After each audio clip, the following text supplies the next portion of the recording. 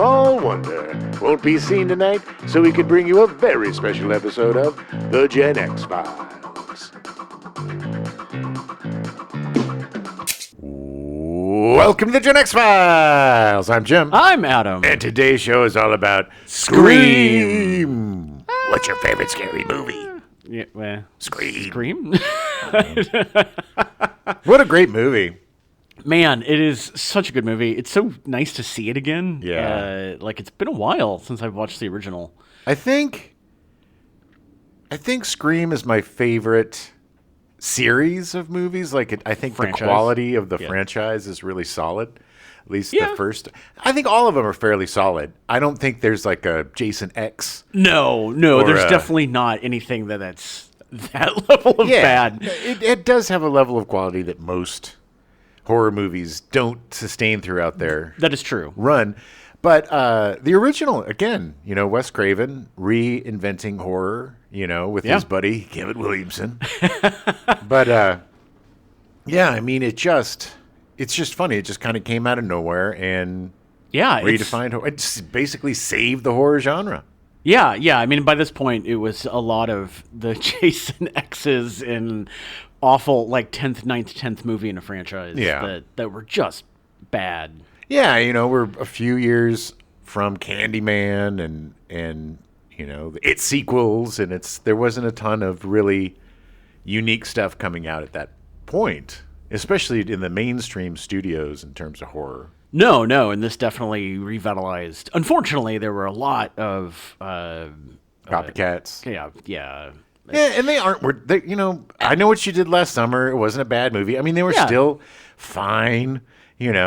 Horror films. There was definitely good moments in it. I mean, it made me feel every time I watched I Still Know What You Did Last Summer, I Know What You Did Last Summer, I'm like, oh, I should just watch Scream again. Yeah. But, this is what happens when you redefine a genre. Right. And it tried to do with urban legends what Scream did with the slasher genre. So it just, tried to do a little switcheroo.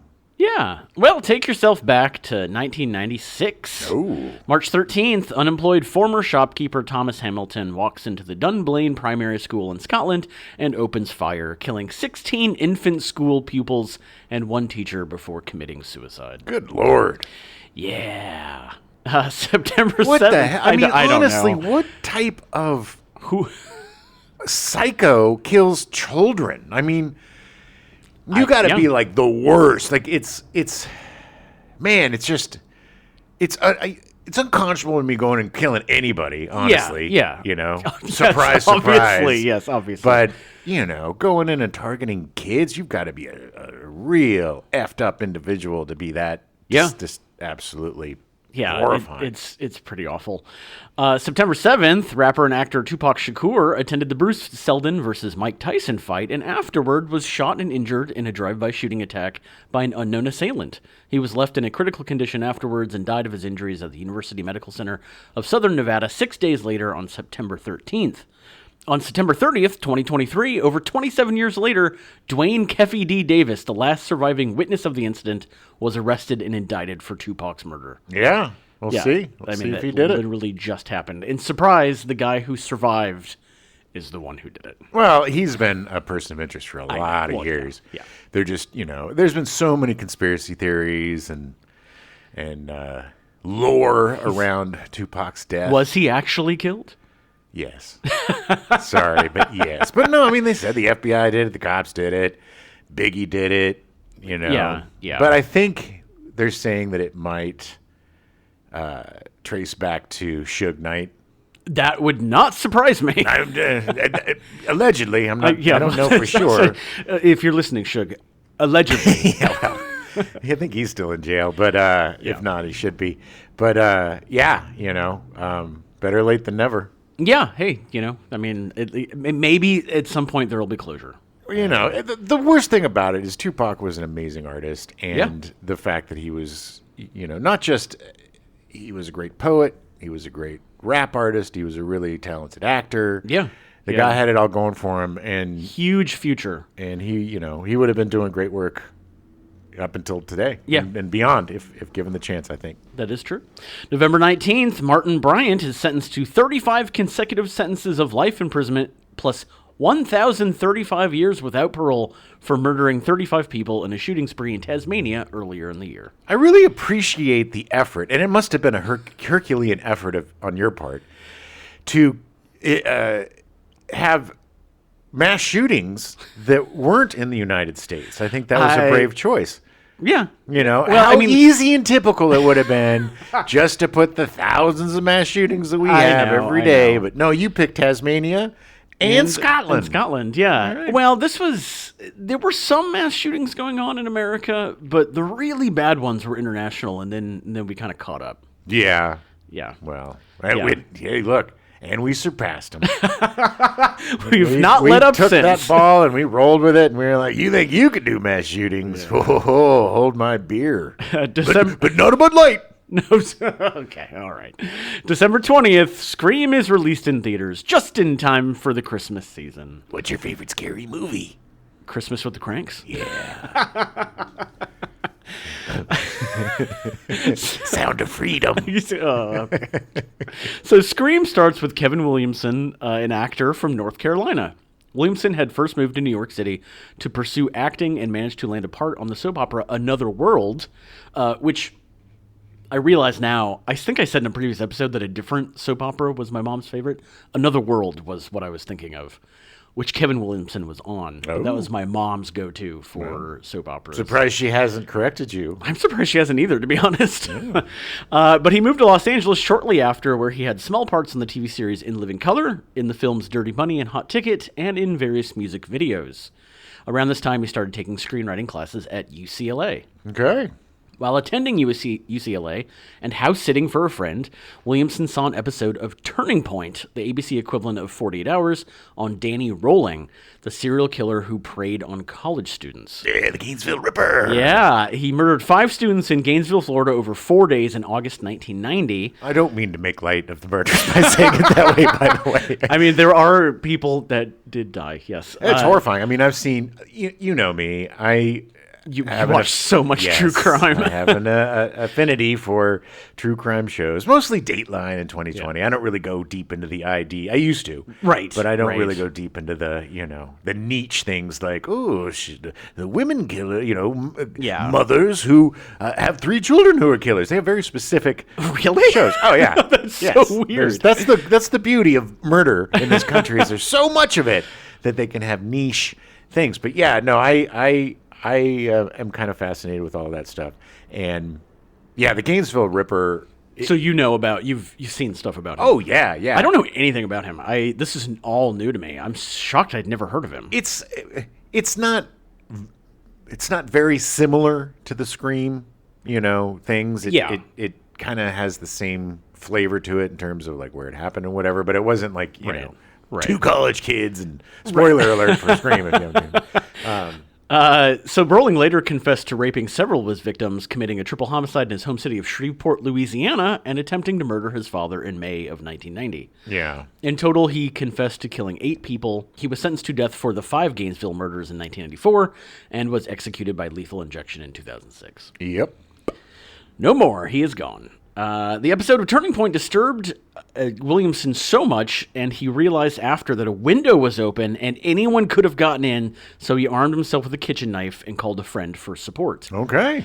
Wow. So what does that good friend do? They start talking about horror movies. Nice. Turning Point spooky. It eventually turned to movie serial killers like Freddy Krueger and Jason Voorhees. The next morning, Williamson was awoken by a nightmare and spent the next 3 days writing what he called Scary Movie, which would eventually become Scream. Yeah. While writing, to keep him in the mood, he listened to the Halloween soundtrack nonstop. Ugh. Man, that's healthy. He also drafted 2 5-page outlines for possible sequels. He developed much of the script around a single line of dialogue. Movies don't create psychos. Movies make psychos more creative. Unfortunately, by this point in the early 90s, as we were saying, most of his favorite horror movies, like A Nightmare on Elm Street and Friday the 13th, had fallen out of favor as they made more and more bad sequels to the successful first movies. Yeah, they didn't care. At that point, it was just a property, and if they could have a script in an annual release, they didn't care what happened. It was one of my favorite lines is Tatum in Scream going, "Oh, Nightmare on Elm Street? Well, the first one was good. The others were bad." Yeah. It was, although technically Wes Craven did work on another one later. But not all of them were bad. The New Nightmare was really interesting. Well, that's because it was Wes Craven. And there was another one that he did that was really interesting. They did a whole screamification of Nightmare, right? With the New Nightmare, I think that was because the whole thing was like it was all meta, and they were making the Scream movie, and Wes Craven was in it, and Heather Langenkamp was playing herself, and Freddy Krueger, and it was just this whole weird meta. They brought it. I think that was before Scream. It might have been. Honestly. I don't know. That might have been part of the reason why Wes Craven was drawn to this. I think it was after. I don't know. I don't think so. If only there was a way for us to figure it out. I'm going to look right now because I want to know. But I'm pretty sure that New Nightmare was 1990. Well, I don't know if New Nightmare was the one. I know the one you're talking about, right. Where it was like he was shooting a movie, and then it was actually like Freddy's real, and it might have been before. Oh no, it was in '94, so it was a little bit before this, but not too long. Right. Yeah. But yeah, I agree. The New Nightmare, also because it is Wes Craven, it was good. I mean, the others like Dream Warriors and Dream Children or whatever were not good movies. I don't know if that was the one where we found out that Freddy Krueger was born from a nun who was raped by 1,000 madmen. 1,000 madmen. I don't know. One of the movies, it's like, okay, well, that's a little overkill. But that's just where those movies had gone, where those franchises had gone. It's like, well, how far do we dive down in the depths of the mythology? You know, I think Dream Warriors was the last fun one. That was 4 though. They were not good. It was fun. It was dumb, but it was fun. Yes. I mean, that's the thing. I will forgive a dumb horror movie if it's fun. If the spirit, like Toxic Avenger, is not a good movie. No, but it's fun. Yeah, agreed. You know, and it's like that's the thing. Like either a horror movie can be fun or smart, and usually it's not both. But Scream was both. It was both fun and smart and funny. This is why I like the movie Armageddon. It's not a good movie, but it's fun. It is fun. I mean, I had fun watching it. I did. It was, some parts of it. The animal crackers, those your favorite part? God. Yeah. So Williamson's characters were intentionally designed to be knowledgeable about these horror movies and their typical elements with the intention of creating a unique killer who was not only aware of horror film cliches, but also exploited them for his own advantage. Yeah, which is really interesting. The funny thing is, though, Williamson is also guilty of creating the entire genre of teenagers speaking like 35-year-olds and having very intense, it's like Dawson's Creek, and it's just it was a really funny time when every teenager was speaking as if they were Woody Allen or in a Woody Allen movie. Yeah, it's true, and it doesn't. It's a little bit in Scream. You see a little bit of that. It's not as bad. Scream, they're still kids. In Scream, they're smart ass kids, but they're still kids. They're definitely. Look, I grew up with a lot of these. I grew up outside of San Diego, so.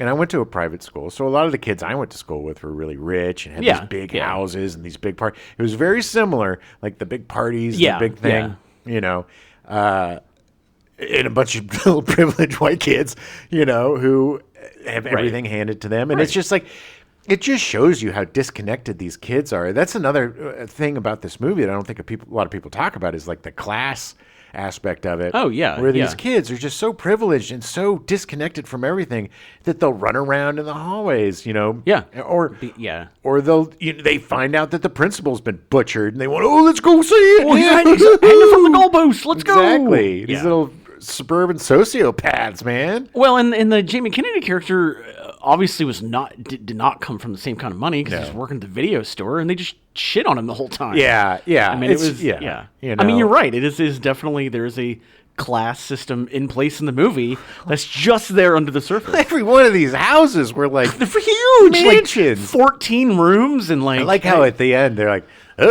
and in a farmhouse, this blip blip, and it's like farmhouse, nowhere, really? It's a mansion. Yeah, I mean, it was so big that Tatum was dead, hanging from the garage door, and no one saw her for like 3 hours. Well, I guess nobody needed a beer.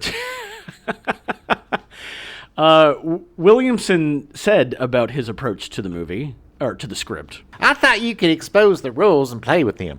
Then the audience doesn't know what they're going to get. Suddenly they're on edge. I started playing with the tropes, and the rules were part of that. That is the most spot-on Kevin Williamson I've ever heard. Well, I'm assuming since he's from South Carolina. North Carolina. North Carolina. Oh, North Carolina. Sorry. See, it's a different region. I just figured he sounded like Lindsey Graham. Williamson pursued Scary Movie, the script, because it was a type of horror film he enjoyed as a child but believed were no longer being made. He was right. Even so, he did not believe studios would develop the movie and intended to use it to garner attention and secure other work. Oh, boy. Back in the day. Yeah, I know. Williamson's agent had him scale back the gore, removing descriptions such as, "The insides are slowly rolling down her leg," because it would make it difficult to sell the script. Williamson refused to cut any dialogue, however, believing it set it apart from similar films. Yes, I mean, the dialogue is what sells the project because it completely... It's kind of one of the first meta horror films. It's kind of self-aware of it. Well, and it's all the dialogue seems very natural and organic. And like it's like that's how kids are talking. You know, I mean, like jerk kids. By 1995, several studios were competing to secure the rights to Scary Movie, including Morgan Creek Entertainment, Paramount Pictures, Universal Pictures, and filmmaker Oliver Stone. Oof. Dodged a bullet on that. Make it. Yeah, what are we gonna? Well. The motivation is going to be the murder of John F. Kennedy, and then they're going to take a lot of mushrooms and acid, and they're going to go around on a killing... Wait, nope, I made that movie already. No, the 2 with the killing spree, I made that. JFK, I made that. Oh, I don't know. I might have to pass on this one, Ollie. I don't know a lot about kids.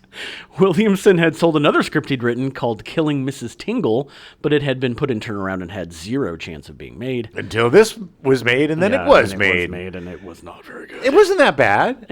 Look, Helen Mirren was pretty effing awesome as Mrs. Tingle. Helen Mirren in that? She was Mrs. Tingle. God, I don't remember. I only saw it once. And Katie Holmes. Katie Holmes is the star. And I want to say, I think Michelle Williams? Mm-hmm. Yeah. Well, maybe. No. Maybe, because they were in Dawson's Creek together. That would be weird. No, Michelle Williams was in another horror movie, wasn't she? Very possibly. There were they so were all many in horror movies back then. It was like, you did TV, you did horror movies. That's what you did when you were... But I don't think she was in that, because it was like 4 kids who kidnap their teacher, and they have to kind of keep her, you know, and anyway, it wasn't horrible. It wasn't, you know, it's all of those movies around the time were serviceable, and I will say that they were just as good as the glut of horror movies in the 70s or 80s. You know? I still don't had disagree. that kind of fun. Yeah. The Scary Movie script came to the attention of producer Kathy Conrad of Woods Entertainment, which had a development deal with production studio Miramax. Ooh. She brought it to Richard Potter, the director of development for Miramax's genre film-focused subsidiary Dimension Films. Potter expected a stupid spoof, but was drawn in by the opening scene and recommended Miramax chairman Bob Weinstein to pursue the rights.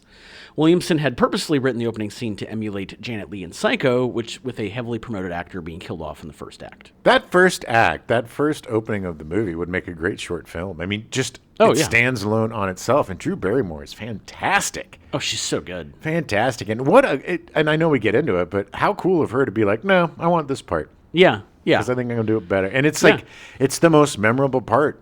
You know, if you ask people that just tangentially know the Scream franchise, they'll be like, "Oh, that Drew Barrymore thing." Yeah. I definitely, for her and Matthew Lillard are the ones that stand out for me. Yeah, me too. I think even watching it again, God, man, he never stops moving his tongue. It's so weird. It's gross.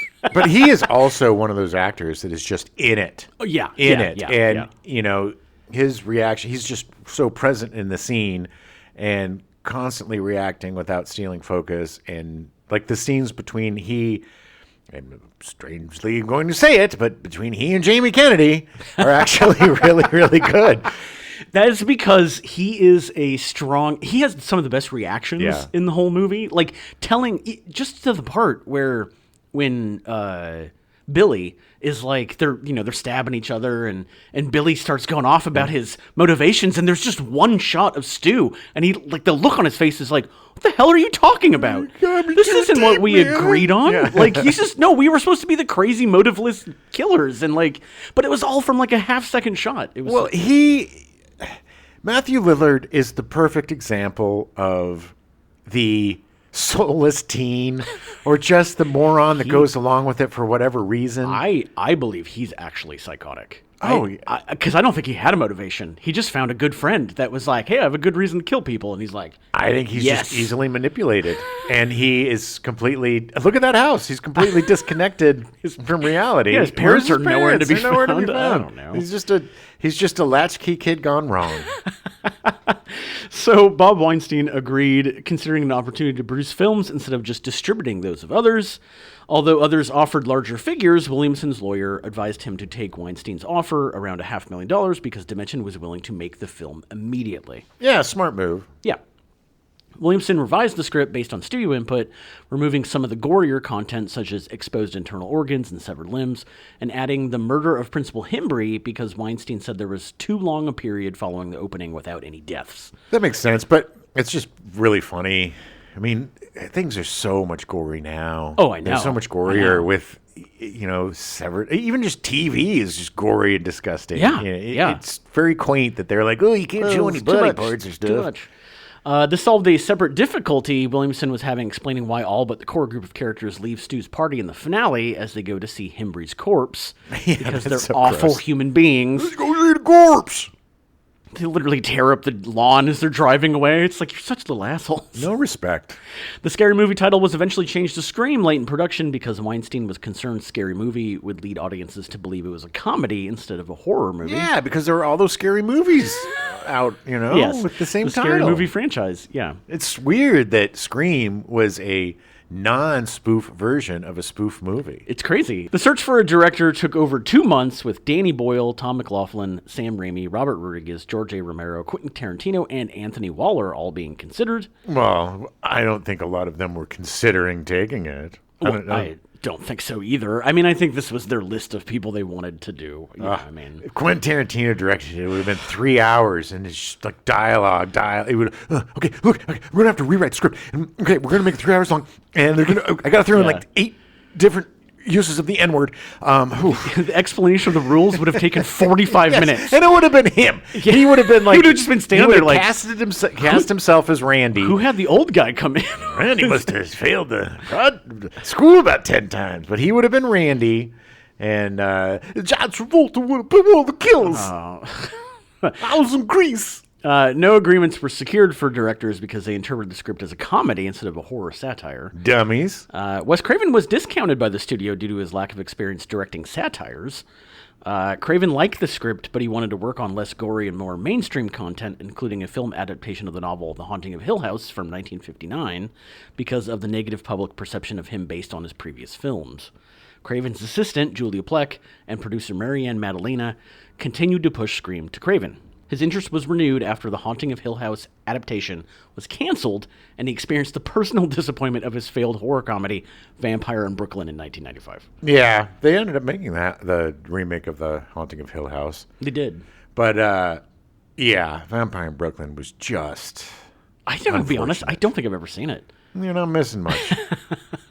After reading the script, Plex said Craven suggested to the studio... Make him an offer he can't refuse. And so Dimension did. And he took it. The deal also offered Craven his choice of other projects to direct after Scream. Williamson met Craven to discuss the script, believing he would request substantial rewrites, but Craven's notes related mainly to typos and some minor additions, including restoring some of the gorier content and refining the ending, which was not yet fully realized. Kevin, let me tell you about your, and your. The difference. And there, and there. All right, Wes. Can you hear it in my voice? Yes. There, and there, and they are. Yeah. He was really bad at contractions. I wouldn't be surprised if Kevin Williamson had typos. So Williamson said, you did it once, you got to do it again. The story stayed pretty much intact, but we added some scares and shortened it. Wes reworked some of the action sequences and would argue and go back and forth, but there's a point where I had to realize that Wes is more experienced than I am. Describing the script, Craven said, What it forces you to do is sort of look at the reality of things we typically look at as amusing, like the Friday the 13th type of deaths where people have arrows through their heads and kids scream and laugh. But that suddenly starts happening in their actual lives. Yeah. It's okay. That is a summation of the movie. Thanks, Wes. That's what happens. So they cast Drew Barrymore as Casey Becker. Atypical for the genre at the time, Scream featured a cast of established stars as well as relatively unknown actors. Executive producer Kerry Woods used his friendship with Barrymore's agent to approach her for the lead role of Sidney Prescott, but she requested the smaller role of Casey Becker because... That's the part I love the most. All right. Hey, look, she was excellent at it. Good for her. She was great. Yeah. So good. And it's just her, man. For like the first 15 minutes of the movie, it's just all literally her. Yeah.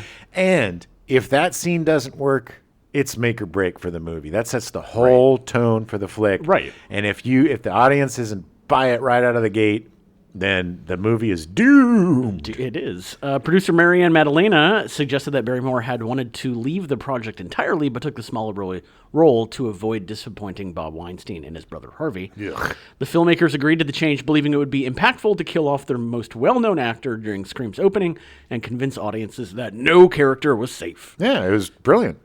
They did that with Steven Seagal in Executive Decision. And it was an executive decision to have him killed off. And it was the most messed up death ever in Executive Decision. That poor man. Best movie he ever did, though.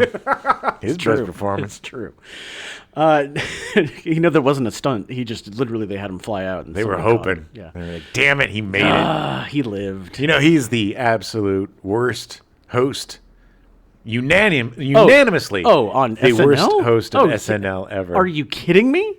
What a weirdo. Awful weirdo. He's weirdo. Putin's best pal. He's a Russian now, I think. Yeah, he does judo with him. I don't think he can do judo. Have you seen him lately? He's like a barrel with legs. Can't lift past a knee. They accidentally put him in the Fat Bear contest. They didn't realize he won, too. He totally won. Why does that bear have a ponytail? What is it? Oh my God, that's Steven Seagal. 1995 was an interesting year for Drew Barrymore. I just got to say really quickly, I'm so sorry, but I love Steven Seagal movies. Old Steven Seagal movies are one of my big guilty pleasures. Yeah. Hard to Kill, all the three worders. Yeah. Back when he was skinny with the pony, and he still couldn't lift his legs. He was a slap fighter. I don't know what the name of his fighting was. It was slap-doo. But, oh, baby. I love me some old Steven Seagal. 1995 was an interesting year for Drew Barrymore. She posed nude for the January 1995 issue of Playboy, 2 years after doing a nude shoot in the magazine Interview at the age of 17. Director Steven Spielberg, who was also her godfather, gave her a quilt for her 20th birthday with a note that read, "Cover yourself up." Okay, Steven, you prig. Good Lord. Enclosed were copies of her Playboy pictures.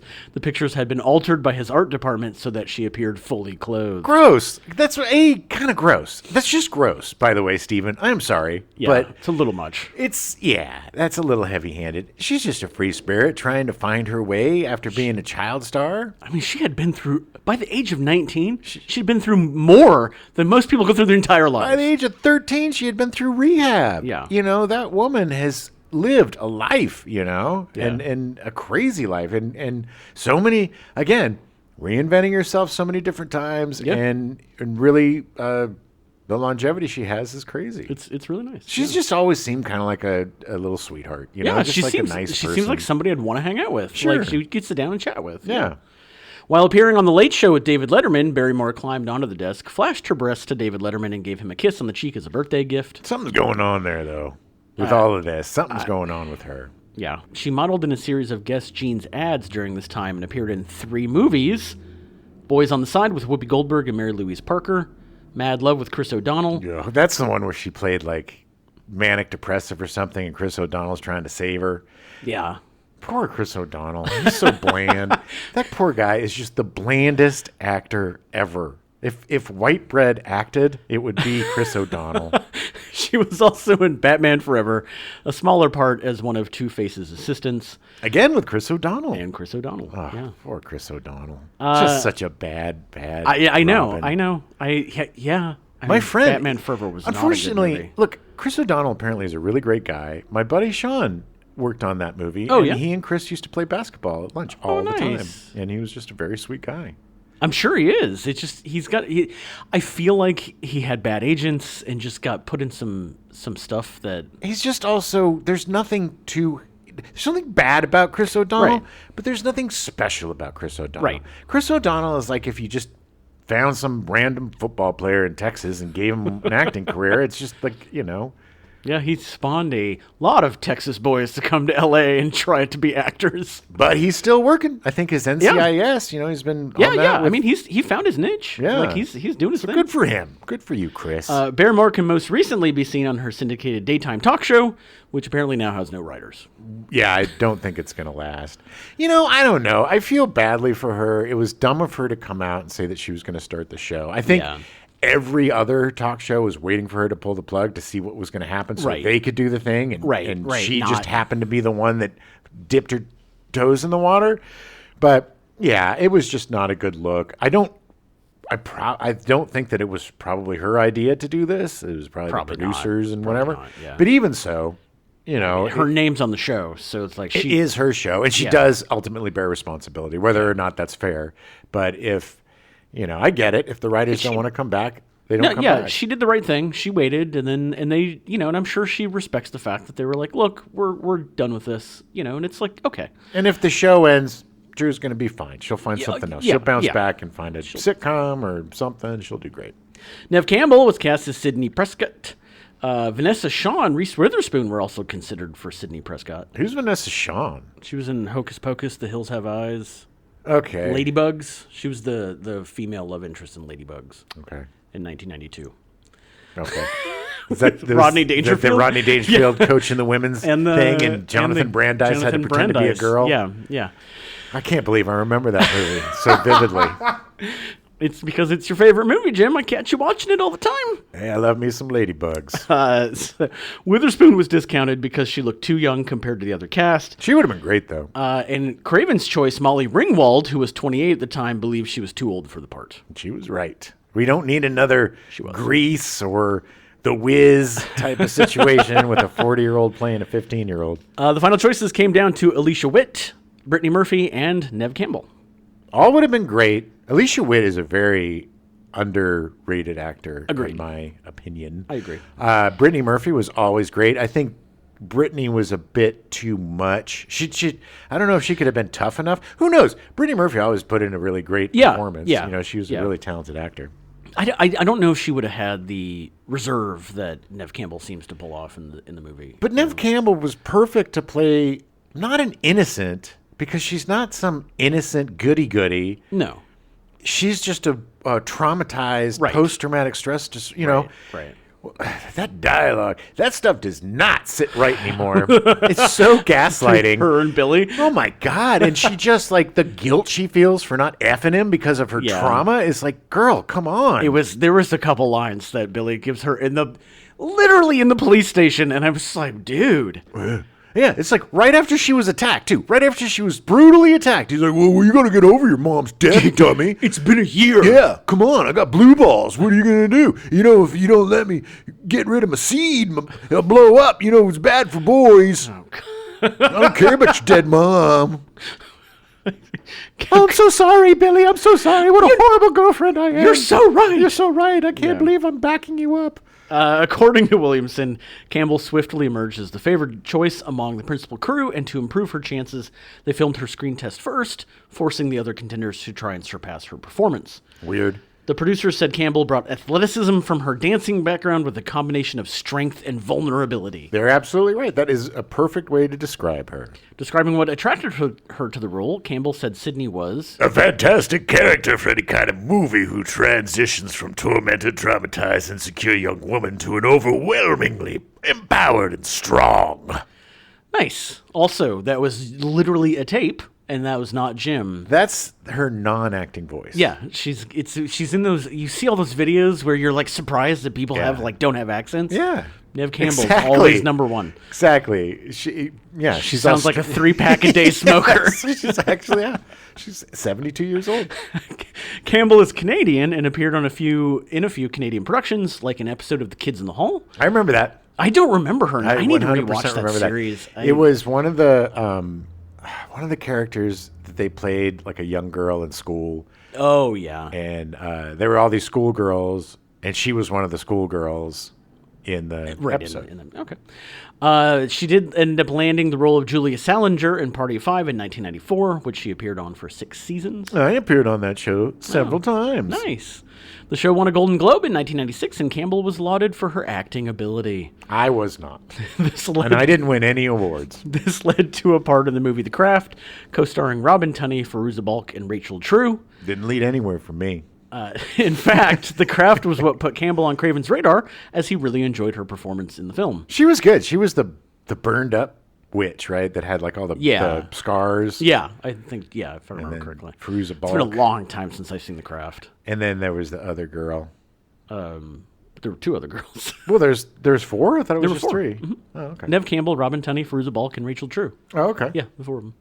Yeah. Campbell can most recently be seen in the criminally underrated Twisted Metal on Peacock. She was great in that, and if you haven't seen Twisted Metal, check her out, man. It's a fun show. So good. Hopefully second season, because she's going to have an even bigger part, so I'm excited. And what's up with her not aging either? I don't know. She still looks the same. She's she's got the Paul Rudd, like she just looks exactly the same. Yeah, she's a vampire. Courteney Cox was cast as Gail Weathers. Such good casting. So hateable in this movie. I mean, she's like, what a great part too, because she is absolutely hateable, but she's literally the hero. The hero, yeah. She saves everybody at the end. That's her arc, is that she was just in it for the money and exposure, and then she realizes that she needs to be the hero. And it's also cool that she, you think she's just using Dewey, but she ends up liking him. Yeah. And they end up getting together. And then they got together in real life, too. They did. Producer Carrie Woods suggested Courteney Cox for the cold and calculating Gail Weathers, believing it would be interesting to play against her typical personable characters in series such as Family Ties and Friends. Is she personable in Friends? I mean, she's pretty... Yeah. I think she's way more personable than the other 2. I don't know. She's extremely uptight. And I I think Phoebe's the most personable one of the 3. Okay, that's actually true, yes. Craven did not believe Cox could play the part, and so she wrote a letter assuring him that... Being a bitch wouldn't be a stretch at all. Dear Wes Craven, all caps. How dare you think that I can't play a bitch? I will show you a bitch. I'm right behind you. I'm right you now. And then, Oh my God, that was so good. Yeah, no, she's got that. It's the voice. It's the command. She's really good at just taking charge of the situation. And I don't look. Yes, is she an uncaring, cold, calculating journalist who doesn't care about anyone besides herself? Pretty much, yeah. But she does have a soft side to her. She's not a complete sociopath. I mean, and at the end of the day, she was actually right. Yeah, she was right. that was the book right was about Cotton. how Cotton Mathers or Cotton Weary or whatever Cotton Weary was not the actual killer, okay, and she was right. I get it, but do you bully a 15-year-old? 17. She's 17. What? She was 16 or 15 when it happened, when her mom died. That's true. And this court thing going on, calling her a liar and disparaging her child's character. Yeah. I don't disagree. She's basically Marjorie Taylor Greene chasing around the Stoneman Douglas kid. In the movie, you see her go through realizing how wrong she was. Even though she was right, she was still wrong. And that's why she ended up kissing Dewey. Still wrote a book about it. Second movie, she didn't change that much. Third movie didn't change that much. Fifth movie didn't change that much. Yeah. Brooke Shields and Janine Garofalo were considered, but a more established actress was preferred. Garofalo would have been great. She would have been good. And I think Brooke Shields would have been fun. Brooke Shields is a much better actress than people give her credit for. Oh, yeah. Cox gained a foothold in TV starring in the last 2 seasons of Family Ties, appearing in 19 episodes of the show, but became a household name because of Friends, appearing in 236 episodes of the show. She'll be nominated 7 times for Screen Actors Guild Awards for the show, winning once. She had appeared in Masters of the Universe in 1987. That was more believable than Friends living in a New York City that has 0 black people living in it. Well, yes. Until 8 seasons in. Oh, when Aisha Tyler shows up. ham-fistedly brought in awkwardly to try to make up for the last 10 seasons. She was also in Cocoon: The Return in 1988. Oh, baby. With the Goot. Was that? Oh, yeah. That's right. And, Mr. Diabetes. Mr. Destiny in 1990. Very underrated film. I actually really like that movie. Jim It's been Belushi. a long time since I've seen it. Michael Caine. And a good movie. it's one of those double do switcheroos where the guy wakes up and gets all of his dreams. Right. A hapless loser gets the wish from Michael Caine. I don't even know if Michael Caine was in it, but I think he was. But James Belushi definitely was. And a great performance by Jim Belushi too. Yeah. Jim Belushi gets a bad rap, I think. He's underrated. And God love him, he pivoted and now he grows weed. Yeah. He's a weeder. She was also in Ace Ventura: Pet Detective in 1994. Oh, yeah. And that movie holds up really well. Oh, God. There is nothing horrifyingly embarrassing or offensive in that movie. Not at all. Scream should have given her more feature cred, but her only really successful films were the Scream sequels. She wasn't in a ton of movies after Scream. No, they could not transition any of the Friends actors to film, unfortunately. No. They tried. They definitely tried, They pushed old crappy Matthew Perry on us over and over again, and we're like, enough! In Three to Tango? Enough. Three to Tango, one of the greatest movies of all time. Enough. We've had enough of him. We don't need him anymore. She continued to gain a foothold in TV, appearing in 20 episodes of Dirt in 2007 and 102 episodes over 6 seasons on the sitcom Cougar Town. I never saw it, heard it was good. I heard it was good too. I'd never saw it. I just kind of drifted away from network sitcoms. Yeah. She'll be seen in the upcoming Last Chance U on Netflix, a scripted drama series based on the first 2 seasons of Last Chance U, a documentary series following a small college football team. Okay. She stars and is an executive producer for the show. Yeah. All I could find was stuff about the documentary series. There was just a few things about this, but apparently it's coming. So. Oh, okay. Yeah. David Arquette was cast as Dewey Riley. Mom said you gotta respect me when I'm wearing a badge. But he plays it so well. Oh my God! Look, David Arquette is great at what he does. Yeah. You know, and he is so good in this movie, and he's. I think he's a much better actor than people give him credit for, and I just think he hasn't really been given the opportunity to really show what he can do. He was very much following in the same footsteps as like Keanu Reeves and Bill and Ted. Yeah. It's just Keanu Reeves was able to pivot and become an action star. Right. And David Arquette went into pro wrestling. Yeah, he tried to be a wrestling star, which is so bizarre. Yeah. But he loves wrestling. He made that does. weird wrestling movie with Oliver Poovey. What's a Poovey? A Poovey. He made that Poovey with Oliver Platt. Oliver Platt, yeah. He You actually didn't see because it's a podcast, but I'm like shaking my head in bewilderment. Yeah. David Arquette actually auditioned for unspecified younger characters, but he was attracted to the role of Dewey in acting against Cox. He had a long-term plan. Yeah, he did. But he also looked way too old to be be one of the high school kids, even though he's a baby I face. know. I agree. That's why I was like, really? They were going to have him? Yeah. But that child molester stash he has is awesome.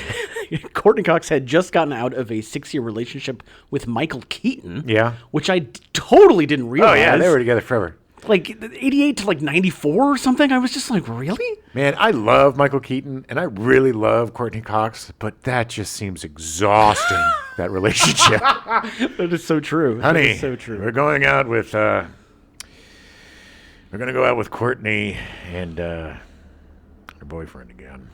Michael? Yeah. She's still dating Michael? Yeah, they're still together. I don't know why, but just be ready for it. Cox and Arquette ended up getting married in 1999 and had 1 child, but divorced in 2013. They continue to work together with their Coquette production company. They produced Celebrity Name Game. They did. Which I was on, and they personally won some cash. picked me. Yeah. Oh, Yeah. nice. They watch all the tapes. Yeah. They watched all the tapes for the people that were, picked, and Yeah. they made the final decision. And we heard that they were very entertained by our audition tape. Nice. You did great. You guys were great on the show. What's his name? Alex.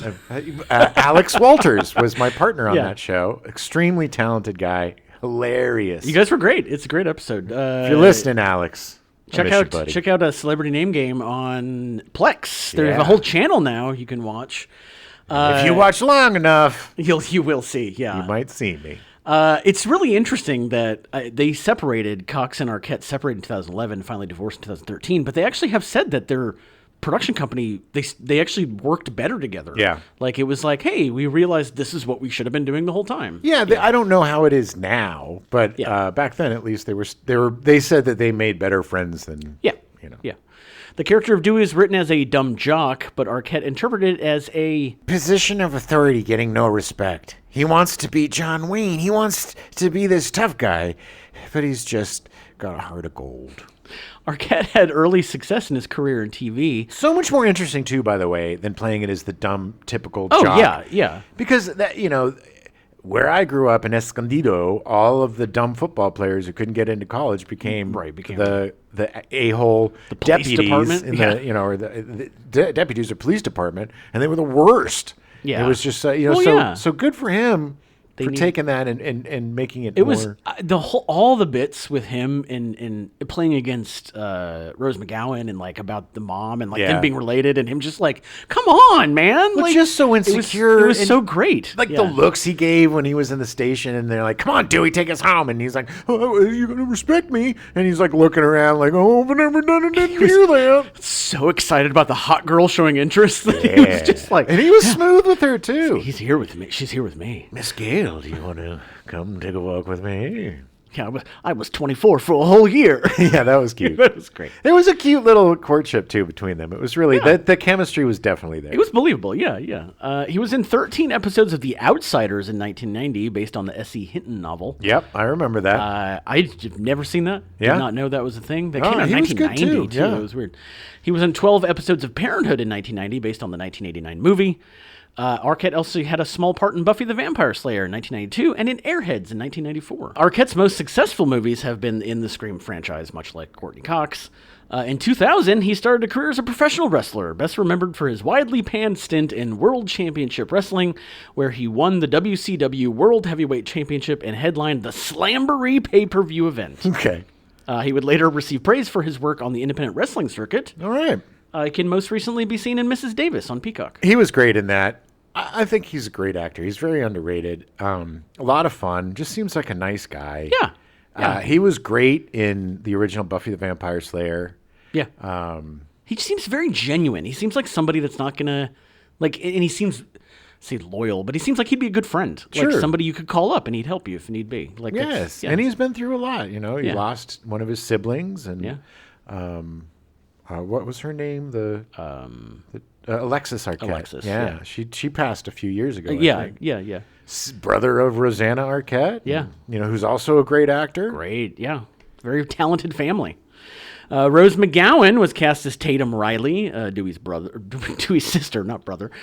Rose McGowan's agent jeopardized her chance to play Tatum by insisting on a payment of $250,000 instead of the offered $50,000. Okay. Which was lower than the $100,000 received by some of the other principal actors. As a result, McGowan had to re-audition for the role twice. Mean. That was just mean.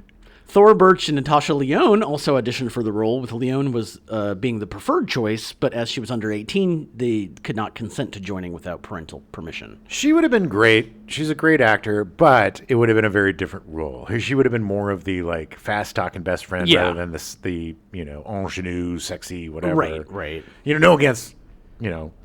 Natasha Lyonne, but Rose McGowan, I mean, was it in the contract? I'm sure gross old Harvey Weinstein was like, she can be in a movie, but she can't wear a bra. Yeah. It's like, good Lord, just give the poor girl a bra, for Christ's sake. I know. McGowan influenced Tatum's design, dyeing her hair blonde to avoid having two dark-haired main female characters, removing an Indigo Girls poster from Tatum's bedroom because she would not listen to the relatively older band, and rejecting costuming suggestions in favor of her self-bought outfits. She looked great. Look, she was great in this. Yeah. She did a perfect job as that type of character. She looked like somebody that I would have gone to high school with. She looks like an ex-girlfriend of mine, which is crazy. But so much like her that it kind of freaked me out. But there's a fine line between like the Dawson's Creek fast-talking 30-year-old high school kids and the smart kids. These kids were smart and aware of their situation. They didn't really come across as 30-year-olds. They came across as not naive. They were smart kids, but they were still kids. Yeah, exactly. And she did a really good job of kind of playing that part of the best friend who's loyal but kind of wants to be like, look, you may want to rethink these things. And she dies horribly. All of them really did a good job of, well, except for Neve Campbell because it wasn't written into her character, but all the others all wanted to be adults. Yes. And they weren't. Yeah. And that came across in the movie. Yeah. Like, it was done. It was good writing, but they did a great job acting. Yeah, and they talked like kids, calling each other dumbass, and they were a little smarter, but they were also a bunch of super privileged richies. That's true. After her film debut in a brief role in the comedy Encino Man in 1992, McGowan achieved recognition for her performance in the dark comedy The Doom Generation in 95, receiving an Independent Spirit Award nomination for Best Debut Performance. Oh, that's a good movie. That's part of Greg Araki's Apocalypse trilogy. So I think it was the first one. I think it was the first one, yeah. But if you have a chance, if you like really challenging independent films, it's really a good movie. And she's great in it. Yeah. In October 2017, the New York Times reported that McGowan received a $100,000 settlement from movie mogul Harvey Weinstein in relation to an alleged sexual assault in 1997. It was alleged that the encounter had taken place in a hotel room during the Sundance Film Festival just a few months after the release of Scream. Time recognized McGowan as one of the Silence Breakers, the magazine's Person of the Year, for speaking out about sexual assault and harassment, specifically in regard to the Harvey Weinstein sexual abuse cases and the Me Too movement. Yeah, he ruined her. He destroyed so many women, so many people. He ruined them. Yeah. What a monster. That dude should never get out of jail. No. He's got... In a 2018 interview with Ronan Farrow, McGowan accused a prominent man in Hollywood of statutory rape, but she did not name the person in question.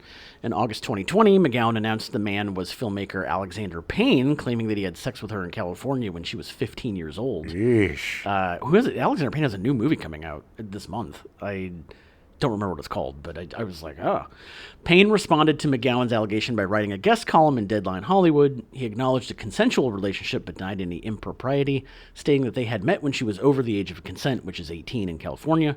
Payne ended his statement writing, Well, I can now confirm that I did it. While I cannot allow false statements about events 29 years ago to go uncorrected, I will continue to wish only the best for Rose. Look, how old was he when she was 18 too, by the way? He had to have been in his 30s at least. Gross. It's still gross. I like this whole well, technically she was legal. Yeah. It's like, well, technically you're a scumbag. Technically you're twice her age. She's 17, but she's an old soul. I don't see age, Jim. Yeah, because you're 40 and she's 17, you grosso. Yeah, it's very gross. Look, I don't know anything about the situation, so maybe Alexander Payne, she was 20 or whatever. But if the case was he was in his 30s and she was 18, it's gross. Yeah. McGowan can most recently be seen in documentaries about the pervasive rape culture in Hollywood, and she is a very staunch supporter of gay rights. Yeah. Appearing in documentaries. She doesn't, she's actually moved to Mexico. She's not coming back to the U.S. She fell into some trouble with some drugs and Well, she also just got caught with, it seems like this young woman was extremely damaged by all of this horrible abuse she suffered in Hollywood and within the Hollywood system. And she's having a very difficult time navigating through it. And especially, since she did come forward and, it's not about the credit or whatever, but it's, for years and years, people wouldn't believe her. Well, that's what 20 years. 20 years, no one, she would tell people and they would Rowan be like, Farrow comes whatever. out. And, I'm not disparaging Rowan Farrow at all. What he did was great. Yeah. But, she lived through this stuff, and she did what, it was very brave of her. People are like, oh, the Me Too movement. The Me Too movement was extremely brave. Yeah. Because women were blacklisted because of Harvey Weinstein and creepo predators like him. Yeah. And so you had to go along to get along, which is just gross. And, and all these people are like, well, why'd you let it happen? Why'd you let it happen? It's like, F you, man.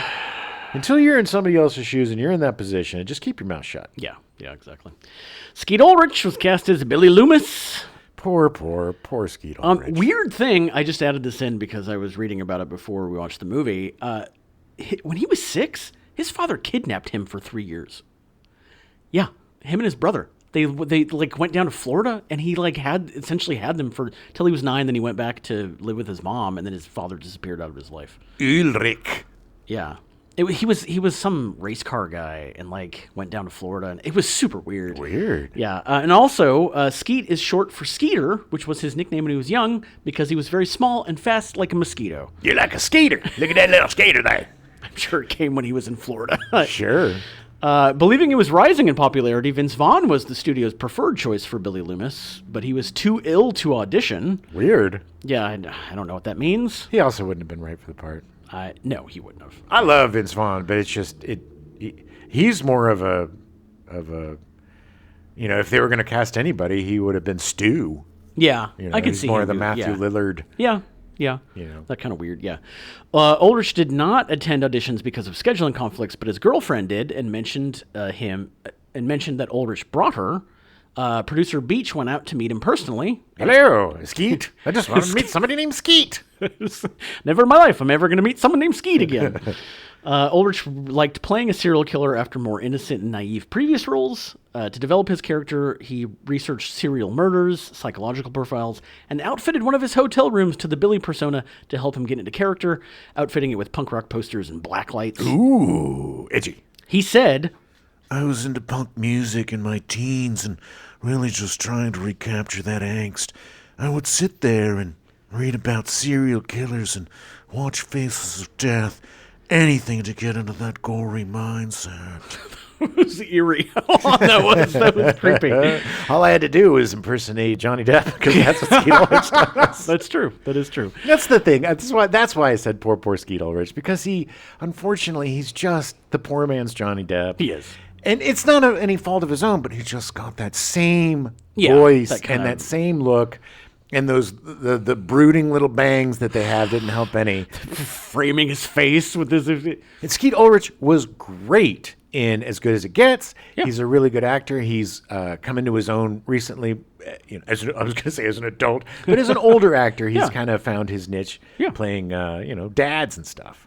Ulrich and Campbell starred together in The Craft, which they believe fostered a natural relationship between their characters.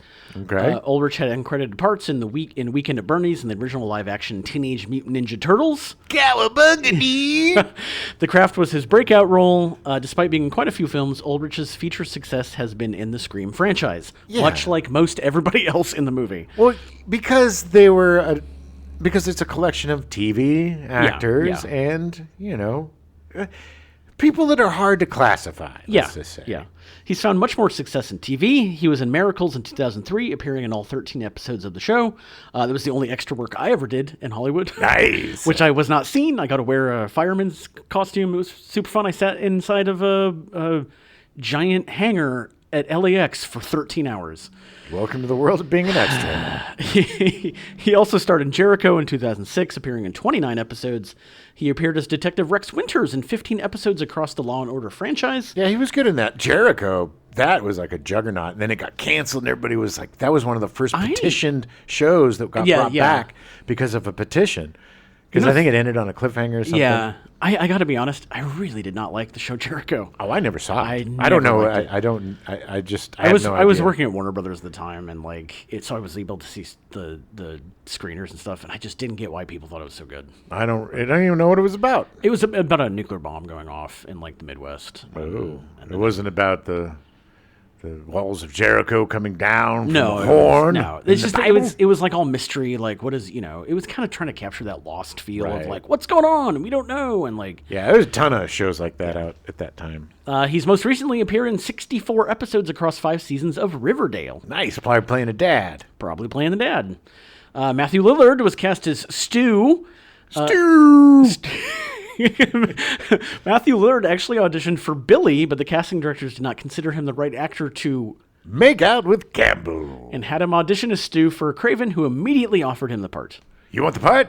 Yeah, I do, man. How awful for them to be like, look, we like what you're doing, but no one believes you would be able to make out with Neve Campbell. Look, Matthew, you're way too gross to make out with the lead actor. So we're going to give you the goof part. And Neve Campbell's like, look at his tongue. I want to make out with him. What are you talking about? Yeah, he was the boyfriend of Rose McGowan. Yeah. After high school, Lillard was co-host of a short-lived TV show called Skate TV with a number 8. Yeah, he was a skater. That's how he... one of the reasons why he got the part in SLC Punk, which is such a great movie. If you haven't seen SLC Punk, it is a great little indie movie about a bunch of punks living in Utah, and they're Mormons. Like Salt Lake City, and it's a great movie. It's a really good. And he is fantastic. So good in that movie. Afterwards, after doing his short-lived TV show, he was hired as an extra in Ghoulies 3, Ghoulies Go to College in 1991. Yeah, the Ghoulies. In 1994, he was cast in the John Waters black comedy Serial Mom. Yeah, he was great. He was the son of Serial Mom, played by Kathleen Turner as the mom. Yeah, Serial Mom's great. It's a funny movie. Oh, I love John Waters. The following year, he was cast in 5 films, including Hackers, a thriller about a group of high school kids who thwart a multi-million-dollar corporate extortion conspiracy. That was Angelina Jolie's debut. Yeah. In 2002, Lillard was cast as Shaggy in the live-action Scooby-Doo film. Hey, Scoob! He also appeared as Shaggy in Scooby-Doo 2, Monsters Unleashed. Oh, here come the monsters! Which, funny enough, I literally watched like a week ago. Really? Yeah. Phoebe wanted to watch it. And That's the one with Seth Green. I don't think I'd ever seen it. Yeah. I don't think I'd ever seen it. It was actually pretty fun. It's the most accurate to the original cartoon. Yeah. Like the Scooby-Doo Where Are You? Like it's a live-action version of that. It's so good. Yeah, it was fun. That's the Monster Island one, right? Yeah, yeah. When Casey Kasem retired from voicing Shaggy in 2009, Lillard would step in and voice Shaggy in 25 animated films through 2023. Well, I'm tired. In October 2005, he participated in a Dungeons & Dragons tournament against members of the Quest Club gaming organization at the Magic Castle in Hollywood, California. Lillard was one of the co-founders of Beadle and Grimm's, a company that publishes licensed expanded products, usually of a limited edition from Wizards of the Coast games, including Dungeons & Dragons and Magic the Gathering. Oh, yeah. They make custom dice. They make custom all sorts of stuff. They also have a series of whiskeys that they're going to be releasing that each has a story that you can use for your Dungeons and Dragons campaigns as you drink the whiskey. Wow, that's cool. Each one is uniquely different towards... Well, that's awesome. Yeah, it sounds like so much fun. Yeah. Lillard also appeared in 34 episodes of the TV show Good Girls from 2018 to 2021, and will be seen in the upcoming film adaptation of the video game Five Nights at Freddy's. Yeah, he was also on... it was either Bosch or the Bosch Legacy. I can't remember which one. I think it was Bosch. Yeah. But playing like a FBI agent and got an awesome cop stash. Nice. He's really also moved into playing these older cop roles or dad roles or whatever. But again, you know, not only still working and acting, but has this awesome Dungeons & Dragons based company. I just love him so much. Jamie Kennedy was cast as Randy Meeks. Seth Green, Jason Lee, and Breckin Meyer were all preferred for Randy. The lanky, gangly, opinionated fifth wheel who really has a love and passion for movies. But Craven and Williamson appreciated the innocence and comedy Kennedy brought to his portrayal. Kennedy credited Craven for supporting his casting. I get it. He was fine. He was good in this part. He was good. Seth Green would have been, of those three, Seth Green would have been the most. Breckin Meyer, I just find highly annoying. Really? I don't know why. There's just something about him that I just find highly annoying. I like Breckin Meyer from Robot Chicken that he does with Seth Green. Yeah. And he and Seth Green are like best friends. I think it's just his face. It sounds so awful. No, I get it. But but he was hilarious. It's funny because he seems to only do stuff with Seth Green because he does Robot Chicken. And he did that. He and Seth were in the Josie the Pussycats movie. Oh, yeah. Which is super underrated if you haven't my God, seen. It is such a good movie. A great cult flick. And then he just did this movie about two like best friends going to Thailand or something with he and Seth Green. Weird. It just seems like they've been best buds forever. Maybe I'll give Breckin Meyer another chance. You know me and friendship, how much I love it, except for my own. No, but you know how I love. I'm literally right here. But you know how much I love friendship, and I think that and I love like best buds in Hollywood that do work together and stuff. Yeah. He would have been fine. I think of the three of those, Seth Green, Jason Lee, and Breckin Meyer, I think that Jason Lee is probably the worst casting. Because he's just a skater boy. He's not a nerd. He seems like he's just high all the time. Yeah. And it doesn't have that kind of energy. When Kennedy first arrived in Los Angeles, he became a professional Hollywood extra because that's what you do when you can't get parts. Okay. I used to do extra work. And he is the epitome of the typical annoying, awful extra that you don't want to be paired with when you got to do your day's work. Yeah. Because he's the guy that's going to be like, I've got scripts, and I've got this, and I've got this, and here's my headshot, and I'm a D, we got a D. And they're just the most deluded people. But hey, he made it. But I couldn't imagine working with him. After a few years of struggling, Kennedy was unable to find an agent and worked as a host at Red Lobster. He auditioned for over 80 commercials and could not book a single one. He then took a job as a telemarketer and learned that he had a talent for selling things. Okay, then he should have stayed. Kennedy then thought that if he could sell anything, Why not sell myself? becoming his own agent.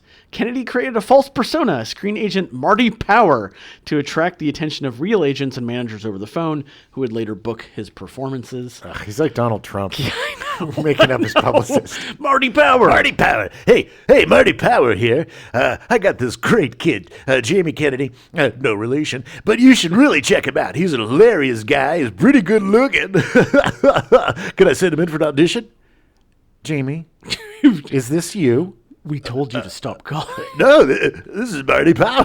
I don't know who this Jamie Kennedy. He's my client. I know who he is. Jamie, just stop. Okay, sorry. His lead role as Tim Avery in Son of the Mask in 2005 earned him a Golden Raspberry Award nomination for Worst Actor. What was the thinking behind that movie? It's because of that one shot where he's talking at the beginning. They're sitting by the fountain or whatever, and he makes that face, and it looks just like the mask. That's why? That's literally why they cast him in that movie, and they got him. I don't know. Somebody thought that, Jamie Kennedy's going to be the next big thing. Was it Marty Power? He was doing a lot that of the guy? stuff around this time. He was doing other stuff around this time. No, Jamie had a very decent career. You know, you got to give him props. Hey, self-made dude, Marty Power. He got his, he had the, where he lacked in talent, he made up for in gumption. And he was really good in this part. Look, he was. Annoying.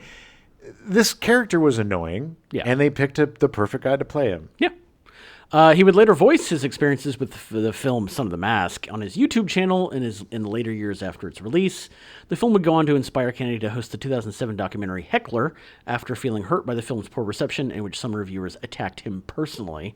Well, okay. Kennedy formed a production company called Wannabe Producers, through which he has produced some TV shows. The Jamie Kennedy Experiment, which debuted to record audiences for the WB when it premiered in 2002. Ugh, prank shows. Canceled after 2 seasons due to declining membership or viewership. Yeah, because you can't spend that much time with Jamie Kennedy. I'm sorry. He's a 90-minute guy. You get like 5 good scenes with him in a movie, and that's just enough Jamie Kennedy. He also produced The Starlet, a 2005 reality show about 10 young actresses living together in a home formerly owned by Marilyn Monroe while competing in a series of acting challenges for the chance to win a role on the WB drama One Tree Hill and a management contract with 3 Arts Entertainment. Okay. That was literally the season before I started working on the show. It just seems like a way for him to meet ladies. Yep. Blown Up, he also produced a reality show in 2006 that followed Kennedy trying to become a rapper. Following the success of Malibu's Most Wanted, written and starring Kennedy in 2003, and yes, he did release a rap album. Was that movie a success? It actually made a lot of money. It did. And it actually is the reason that he got all of these other TV shows. I swear to God, it made money. It makes me sad to think, but it actually made some pretty good money. Okay. Well, good for him, man. Good for Jamie Kennedy. Again, I guess broken clock, right, twice a day. Sure. I don't know. Look, I'm essing on him a lot, but the guy's had a decent career. He still works. He was just in the Tremors movies, right? Playing. Yeah. The 5 and 6, I think. Yeah. He also produced Living with Fran, created by David Garrett, produced by him and starring Fran Drescher and Ryan McPartlin. It was a sitcom. It did not last very long. I never even heard of it. I remember that when it came on because I was like, they gave her another show? Really? But you don't like Fran Drescher? It's just her voice. And She's I know it's SAG, a character. I'm not an actor. She's my leader. Well, I'm not an actor. Kennedy lent his voice to the video game ESPN NFL 2K5 as a celebrity adversary with his own football team, the Upper Darby Cheesesteaks. Oh, God. He is also unlockable as a free agent tight end in season mode. His stint as Activision's MC, it gets better. His stint as Activision's MC at Electronic Entertainment Expo 2007, however, drew much criticism, not only for his ignorance of the industry, but also for appearing to perform drunk as he insulted the audience. You guys all play Pong? I played Pong. It's stupid. I was in Scream. Scream. In a video uploaded to YouTube on June 14th, 2021, That was a clip from that video. Kennedy claimed that Activision had scrapped his script at the last minute and he was ad-libbing his jokes while suffering from burnout. Okay. That sounds like a lot of excuses for being drunk and unprepared. Burnout from not having any other work? Burnout from being an a-hole.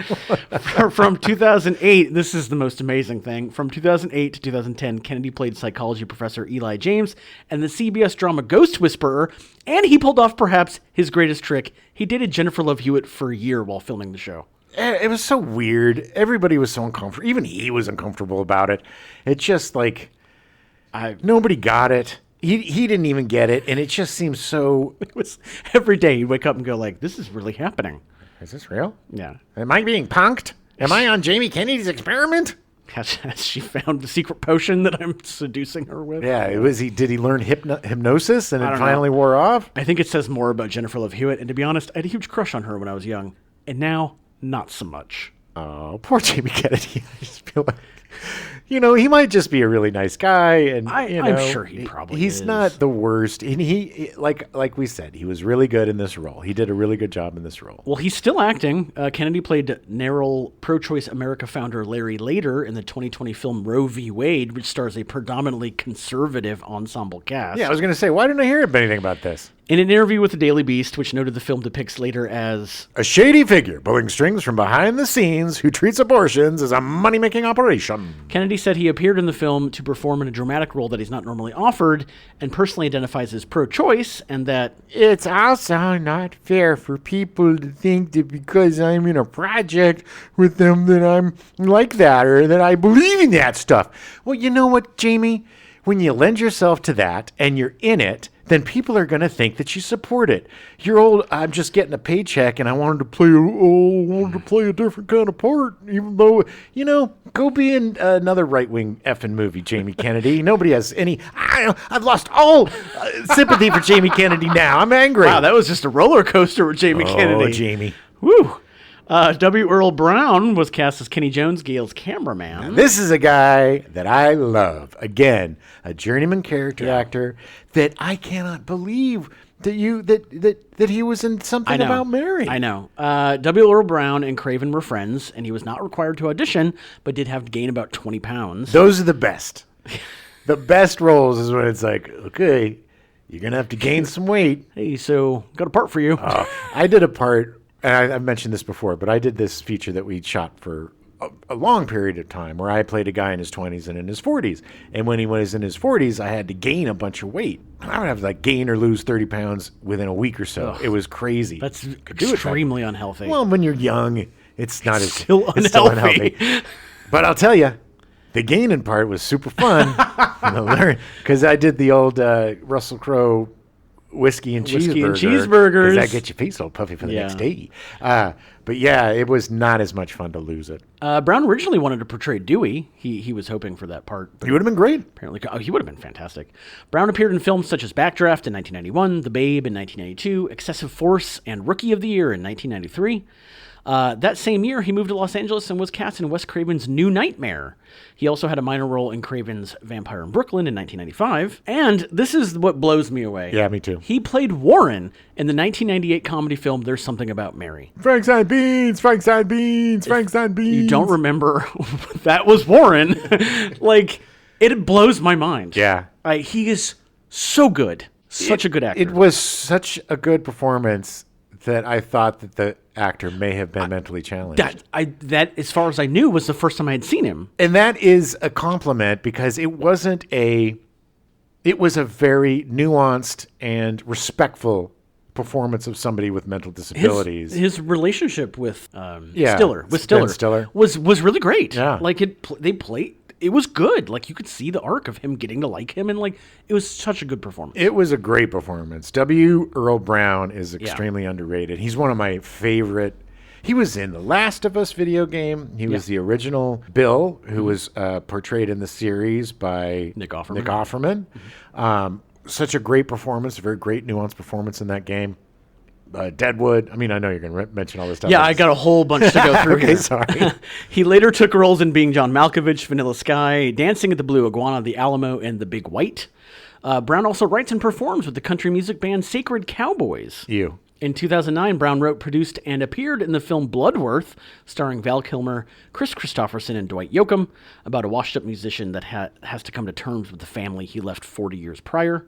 Interesting. And his 2010's film credits include... The Master, The Sessions, The Lone Ranger, Brothers Keeper, and Wild. On television, he is best known for his portrayal of Dan Doherty on the HBO series Deadwood. Deadwood. He also guest starred on... Bates Motel, Rectify, Luck, American Horror Story, Justified, 6 Feet Under, NYPD Blue, X-Files, The Mentalist, CSI, Crime Scene Investigation, Ellen, Seinfeld, and True Detective. He is such a good character actor that I literally don't recognize him most of the time. Oh, yeah. And he just blends in perfectly and doesn't stand out, and he does exactly what a good character actor does, and he serves the project impeccably. He also portrayed singer Meatloaf in VH1's television film Meatloaf to Hell and Back. I can see it. Oh, yeah.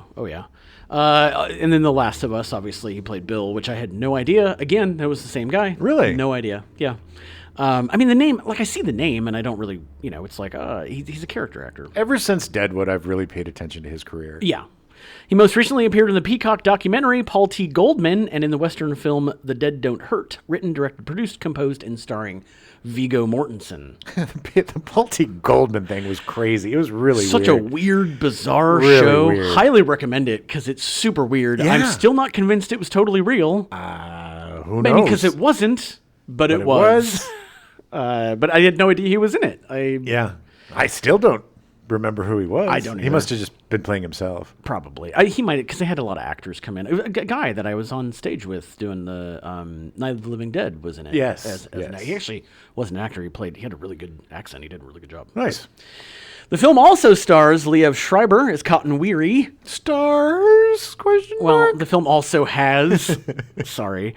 Schreiber took the part of Cotton Weary for $20,000 during an unrelated meeting with Bob Weinstein. Well, because there's no lines or anything. No, it's just one shot of him coming out of the... or whatever, yeah. But good for him, because he gets to be in the second And one. he got $20,000, yeah. And He's really good in the second one. Yeah. Liev Schreiber is a great actor. Yeah. And we were talking, this is a little bit off topic, but it's not, because we're talking about Liev Schreiber. We were talking when we were watching Ahsoka that with the unfortunate passing of Ray Stevenson, which is just tragic because he was so good on that show. So great in that show. That if they need to recast, they should get Liev Schreiber. Yeah. He's got the gravitas. He's got the bulk. He's just got that. He's great, yeah. He's great. And he is really good in part two. Oh, yeah. He's just such a scumbag. Yeah. Come on, I need to get some money. Come on, Sydney.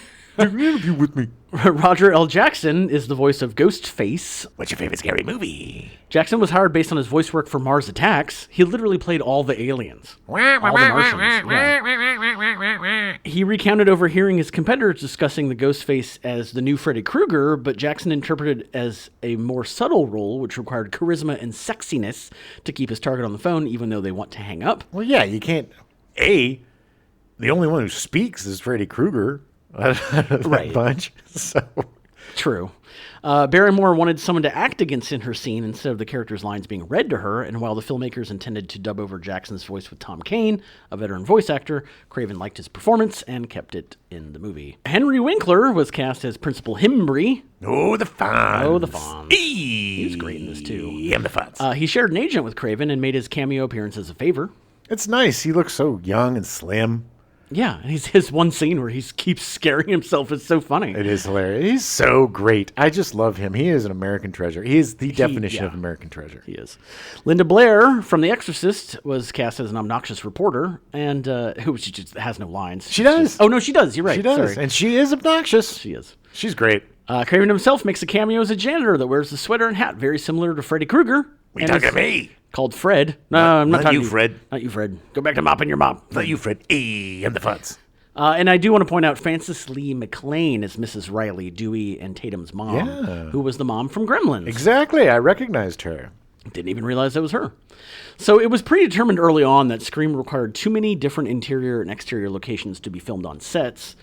Santa Rosa and Sonoma County, California, offered most features the filmmakers required, but Harvey Weinstein rejected the additional $1 to $2 million required to film there until the filmmakers convinced him that Craven's name would attract enough audiences to compensate for the added cost. Ugh, it must have been horrible working with that douche. I can't even imagine. 10 days of filming were to take place at Santa Rosa High School in early June at a cost of up to $50,000, but permission was revoked just before filming began in March by the Santa Rosa District. The change was ostensibly because of the disruption filming would cause during school hours, but locals also protested against the use of the school in a violent film and Craven's horror film legacy. What about the children? The Sonoma Community Center served as a replacement, but scenes had to be rewritten to accommodate the new location, and additional costs to transform the former elementary school into one appropriate for young adults, including larger desks and installing lockers. Craven estimated the disruption and location changes caused by the Santa Rosa District's decision cost the production $350,000. Damn. Including the $270,000 the center was paid for 3 days of filming. Good Lord. That's a lot. Yeah, but look at that area, man. It's a very rich area. They can ask for whatever they want. The disruption to filming by the school was not forgotten, with the film's credits stating, "No thanks whatsoever to the Santa Rosa City School District Governing Board." "Poop on you." Oh, yeah. I mean, poop on them. They cost them a lot of money. Cost him a lot of money. Williamson only described Ghostface as Ghost Mask Killer. Producer Madalena discovered a mask while location scouting and was immediately taken in by it. The design, featuring a white shroud, was designed by Bridget Slayerton as the peanut-eyed ghost for the novelty company Fun World in 1991. Craven asked Dimension to license the design, but Fun World's price was steep, and the studio also wanted full ownership of the mask. Special effects company K&B Effects Group was commissioned to create similar but legally distinct alternatives. Dozens of designs were developed, resulting in gargoyle-ish witch and goblin-like masks. The filmmakers did not like the replacements and made a version close to the Fun World design, but with minor changes such as stretching the nose and chin to avoid copyright issues. Did you notice that the masks that were used in as the fake masks, that like the one that the principal put on, was completely different than the original mask? Oh, were they? Yeah, it wasn't as long. Oh. The eyes were different, so it was like it Interesting. distinguished No, I didn't itself from know. the Yeah. actual mask. The killer was given a black shroud to avoid their clothing or movements hinting at their identity. The Weinsteins weren't especially happy with the dailies they saw from Craven during production, calling his work Workmanlike at best. They sent Craven dailies from the movie Night Watch, starring Ewan McGregor, as an example of what they wanted. Hey, look at this movie that everybody's going to forget about 2 seconds whenever it comes out, and do it like that. They hated the opening with Barrymore and wanted to reshoot it or cancel the entire project. Let's just cancel it. Craven cut the whole scene together to show how it would work, and afterward, Bob Weinstein told the filmmakers, What do I know about dailies? Keep going. At least he's the better Weinstein. yeah, It's well, an easy... it's not the hard. easiest thing in the Not world hard is to being be the better better Weinstein. than Harvey. Scream was rated NC-17 by the Motion Picture Association of America, restricting its audience to those over 17 years of age, which was considered Box office suicide. by industry experts. The MPAA told Craven that Scream would never receive a more commercial R rating, allowing younger people to see the film when accompanied by an adult. What? Craven said, I'm a director who can do something very well, but I'm not allowed to put it on screen. And they ultimately get you. As they did on this one, on intensity. They say, it's not a specific shot, it's not blood, it's just too intense. the filmmakers eventually convinced the MPAA that Scream was a spoof, believing they were too focused on the horror aspects. But, what? It took up to 9 cuts to address the MPAA's complaints, including removing any movement of a victim's internal organs, trimming Kenny's throat being slit because the actor's pain expression was too disturbing, Way to go, bub. moving Billy and Stu stabbing each other off screen, and reducing scenes of Casey's hanging body and Tatum's crushed head. The slow-motion stabbing of Casey was considered too brutal, but was allowed with only a few frames removed because there was no alternate footage to use. Okay. The final cut runs for 111 minutes. So the MPA, like most times, was wrong.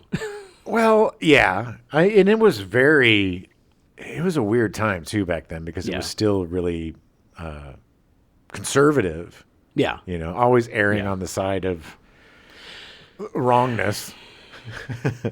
Look, the MPAA is a joke. It always has been. I mean, Psycho proved that. Oh, yeah. With Hitchcock.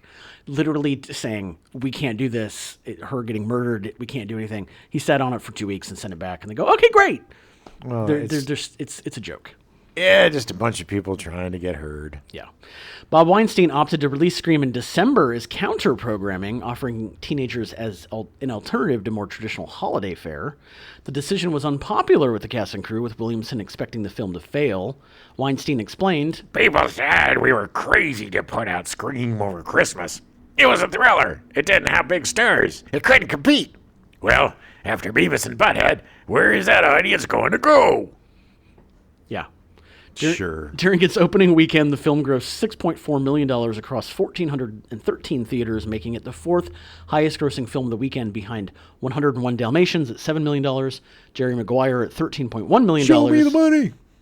and the debut of Beavis and Butthead Do America at $20.1 million. Yeah. The performance was considered a failure by industry professionals, resulting in Variety labeling Scream Dead on arrival. Madalena recounted herself and Craven observing a raucous audience for Beavis and Butthead Do America, while Scream had Maybe 7 people in there. No one was laughing or screaming. We went away so dejected. However, Scream received positive audience word of mouth and exit polling responses, leading the studio to increase the marketing and distribution budget. This contributed to Scream's performance improving in the following weeks. Although it fell to 5th place in its second weekend, it increased its weekend gross to $9.1 million, and again in its third weekend, rising to 3rd place with $10 million. Also, and strangely enough, the soundtrack really helped propel that as well. Yeah. I remember going, after seeing the movie, going into Tower Records to one of their listening stations and listening to the CD. The CD, nice. Scream remained in the top 10 highest-grossing films for 9 weeks in total, becoming a surprise success and grossing a total of $103 million.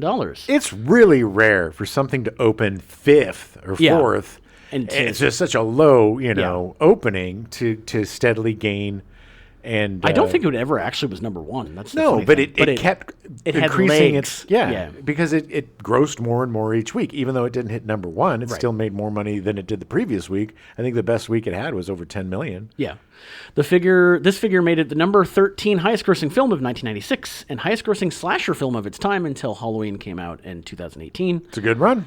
It was Miramax's second film to gross $100 million in the United States and Canada after Pulp Fiction. Yeah. It would end up grossing a cumulative worldwide total of $173 million, making it the number 15 highest-grossing film worldwide of the year. The success of Scream resulted in additional financial compensation for the principal crew and cast, triggered by the box office surpassing $40 million and subsequent increments of $10 million up to $100 million. Kennedy noted that his first residual check was double his actual salary. Yeah, his actual salary is $40. Yeah, well. Critics such as Roger Ebert, James Berardinelli, and Owen Gleiberman praised Scream's meta-commentary about its horror predecessors and its self-referential humor, while also writing that the self-parody diluted any suspense and criticizing the excessive violence. I don't agree. Yeah. I don't agree with the second part of that. I think it was very suspenseful. I think it was. Oh, totally. It's one of the most nerve-wracking horror films because there's just so much energy to it. You're literally trying to figure out who the killer is the entire movie. Exactly. It's just the humor and stuff gives you a breath. It gives you a moment to catch yourself. And it makes the more intense stuff much more intense. And also more believable because that's how people talk. And it just shows what sociopaths teenagers are. Studios rushed to capitalize on Scream's success with teen-centric horror films and television series leading into the 2000s, such as I Know What You Did Last Summer in 1997, Urban Legend in 1998, and Cherry Falls in 2000, as well as sequels to popular but diminished franchises such as Halloween H2O 20 years later and Bride of Chucky, both released in 1998. H2O is pretty good. That has LL Cool J in it.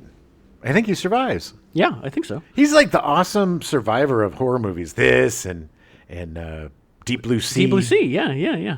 Scream also serves as the subject of the parody film Scary Movie, released in 2000, which in turn launched its own franchise of horror spoofs. Yeah, and they used the original title, Scary Movie. Director Jordan Peele has credited Scream as a direct inspiration for his own influential horror film Get Out, released in 2017, in manipulating the audience's expectations of the modern horror genre. There have been 5 sequels and a TV show so far. Scream 2, which was released less than a year later on December 12th, 1997, written by Williamson and directed by Craven, starring Neve Campbell. That was good. That was when they were in college. And they introduced... and they killed off Randy. They did. Randy didn't make it. Randy and a Vandy. And then his sister comes and is like, I'm a much better actor. Remember me from Welcome to the Dollhouse? The script was actually leaked during production and extensive rewrites happened to ensure a surprise ending. It would eventually gross $172 million. Scream 3 was released February 4th, 2000. The film was not written by Williamson, as he was very busy after the success of the first two Scream movies. Plus, we were all reeling from Y2K and how everything got destroyed. The computers didn't know, Adam. They didn't know how to go from 99 to 2000. It was going to ruin the world. Yeah. Scream 3 was written by Aaron Kruger and directed by Wes Craven. Scream 2 was also directed by Wes Craven. I don't know if I said that. Scream 3 was less successful than the previous two installments, still grossing over $161 million, but with commentators noting that the film had become akin to the horror films it originally parodied in Scream and Scream 2. I wouldn't go that far, but it wasn't as strong as the first two. No, it definitely wasn't. Others were critical of the change in tone, focusing more on humor instead of horror and violence. However, critics who reacted positively were supportive of this change in tone and praised the film for successfully completing the film trilogy. It's a successful trilogy. It's a good trilogy, and they could have ended right there. It could have. Except it didn't. Scream 4 was released on April 15th, 2011, all of 11 years later. Craven and Williamson returned to work on the film as well as Neve Campbell. Word of mouth was that an early test screening didn't go well and reshoots were done to change the ending. It would only gross around $97 million. Yeah. In 2015, the Scream TV show was released, running for 3 seasons on MTV and then VH1 for the last season. I don't think I ever saw any of that. Yeah, I didn't. Well, mainly the reason, and I'll explain this. It was originally announced that Wes Craven was going to direct the pilot, but he opted not to. They didn't use the Ghostface mask, as Miramax wouldn't license the rights to the mask for the show. Dicks. Their own property. They wouldn't license the right to the mask. Well, there's Harvey for you. The show is not connected to the film series at all. I just remember them definitely like that being a thing. And I was like, well, if the Ghostface mask isn't in it, then it's not Scream. You might as well just call it something else. Well, it's basically, do you remember the Friday the 13th series? It was just an anthology series. It had nothing to do. But this was a guy in a mask killing people. I mean, it was literally just a different mask. All right, well, it seems dumb. Yeah. Wes Craven would end up passing from brain cancer shortly after the show premiered that summer. So sad. Yeah. We lost the master of horror. Yeah. In November 2019, Spyglass Media Group acquired the rights to make a new Scream film. It was unknown at the time if it would be a sequel, a reboot, or a remake. It was also unknown if Williamson would return. The next month, it was announced that the film would feature a new cast and could possibly feature appearances from previous main cast members who are still alive. The movie was from the series. Oh, right. I was going to say, who died? No. From, that weren't killed off during the series. The movie was directed by Matt Bettinelli-Olpin and Tyler Gillett and written by James Vanderbilt and Guy Busick. Williamson was not involved, but the movie did feature Courteney Cox, David Arquette, and Neve Campbell, along with newcomers Melissa Barrera, Mason Gooding, Jenna Ortega, Jack Quaid, and Marley Shelton. Only thing I remember is that Jack Quaid was the killer, or one of the killers. Spoiler. Yeah. Okay. It was released January 14th, 2022, and was titled Scream, because why not? Although billed as a reboot of the film series, the film is in fact a direct sequel to Scream 4. It would end up grossing $138.9 million from a $24 million budget. That's not bad. I mean, honestly, what you said about Jack Quaid is pretty much what I remember too from the series, but Scream 6, also directed by Matt Bettinelli-Olpin and Tyler Gillett, with a script from James Vanderbilt and Guy Busick, was released March 10th, 2023. The film also features Melissa Barrera, Jenna Ortega, Jasmine Savoy Brown, Mason Gooding, Hayden Panettiere, and Courteney Cox, all reprising the roles from previous installments. Yeah. Neve Campbell did not reprise her role as Sidney Prescott due to a pay dispute, making this the first Scream film to not feature her. And it was noticed. Yeah. The actress made a statement about her contract and salary negotiations had stalled with Paramount, and she said, "As a woman, I have had to work extremely hard in my career to establish my value, especially when it comes to Scream. I felt that the offer that was presented to me did not equate to the value I have brought to the franchise, and I agree with her 100%. They should have given She's her what Ripley she wanted. from Yeah. Alien. Yeah. She's the heart and the soul of that series. Everything revolves around her and her family, and without that and without her, then Scream it's Jaws without a shark. Yeah. It's it's pointless. I agree. The movie takes place in New York City, with a Ghostface killer stalking survivors of the Woodsboro Legacy murders. It would end up grossing $169 million, which of course means there will be another movie. Well, hopefully they'll bring back Neve and learn their lesson. The two directors have said they're going to be producing the seventh movie. They're not directing it, but they have said that they really hope they can get her to come back. Yeah. And like whatever she's going to need. So. It was a different movie. At least they, taking it to New York was weird. Yeah. It wasn't bad. It was just kind of forgettable, honestly. I don't remember it. I still haven't seen it yet, but I plan on watching it because I am going to watch all of these again after watching the original. Yeah, I'm really excited to see 2 and 3 again.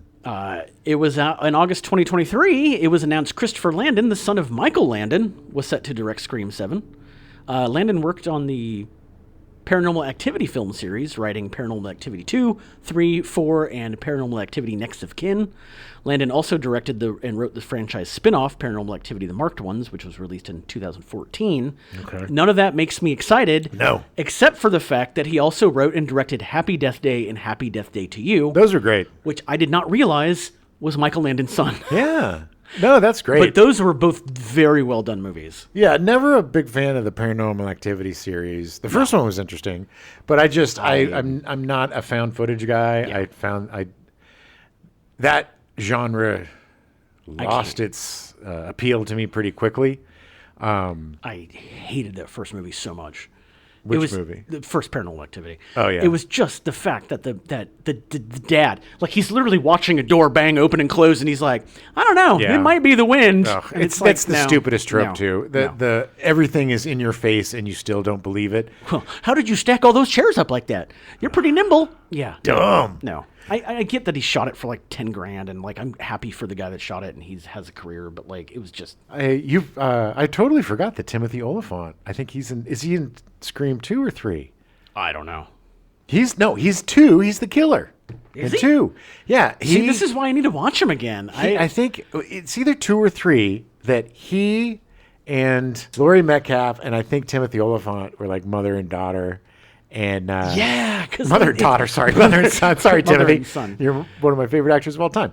But yeah, that's right.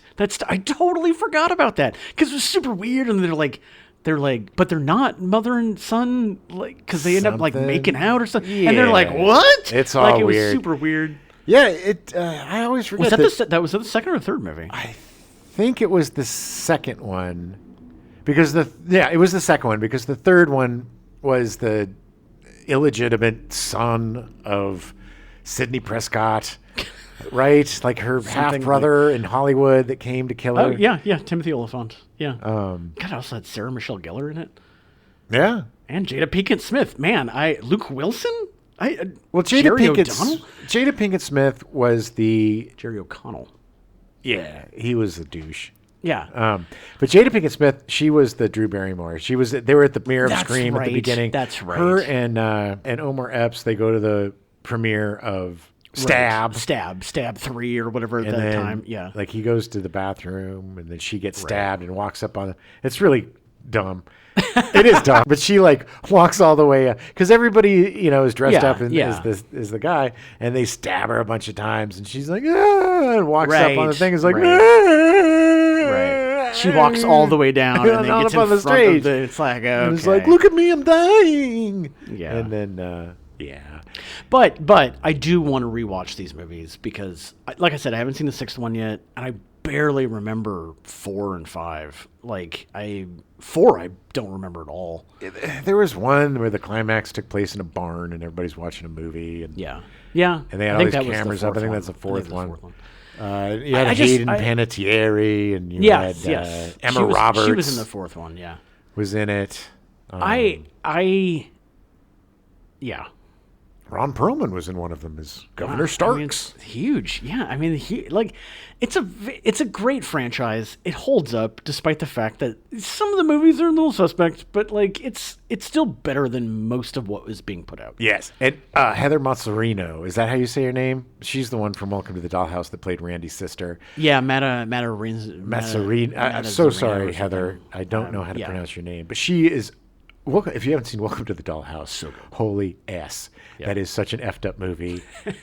And she is remarkable in that movie. Yeah. In Welcome to the Dollhouse. Remarkable. And it's so good to see her I just wish she got more work because she's such a Yeah. good actor. Yeah.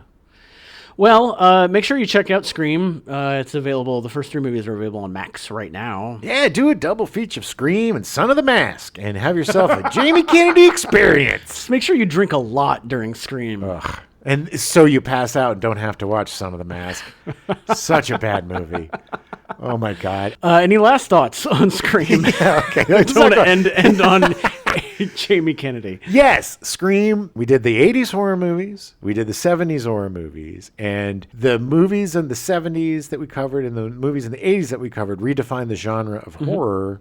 And this also redefines the genre of horror. And from the master of horror, Wes Craven, who constantly redefined the horror genre.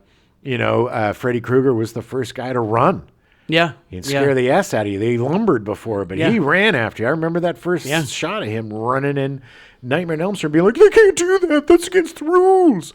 And then he comes, and then he comes back with Scream and completely redefines it. As you take the dumb teenager trope, you know, of the 70s or whatever, and you flip it, and the kids are smarter than the adults in this. Right. But a little too smart for their own good. Yeah. To the point where they have to murder people. Yeah. That, and this is my favorite thing about this. It started the whole trend of there being 2 killers. Yeah. Because you never suspected it. Yeah. In 1996, it was like, how does Ghostface get from here to there so quickly? Because there were 2 of them. Did they do 3? Did they have 3 killers in one of these? Maybe. It might have been. They should have had 3 in Scream 3. That And would then have 4 in Scream 4. Yeah. You know. Yeah. And then everybody, then by the end, there's just one person that's the victim, and everybody else is a killer. Everybody's murdering me. I also just want these refreshings of the series to not continuously call them what the first movie is. Scream did it. Candyman did it. Yeah. Like, don't, please, just if it's a sequel, stick a number behind it, or Sure. give it a subtitle. Exactly. Something. Scream, one more trip to the bank. Thanks for listening. We'll be back next week. We'll be doing our stepdad show, talk some more about some 90s horror movies and other fun Halloween things we've been watching. Oh, and yeah. stuff. Yeah. And if you're a nerd like us and you love Dungeons and Dragons and that kind of stuff, check out Matthew Lillard's company, Beetle and Grimm's. Yeah. Get yourself some whiskey to play games with. Yeah. Good times. What's your favorite scary movie? Ooh. Whoa. Yeah, get that welcome rolling. It's funny because he seems to only do stuff with Seth Meyers because Or Seth Green. he seems to only do stuff with Seth Green. We now return you to your regularly scheduled programming, The Jeffersons, already in progress.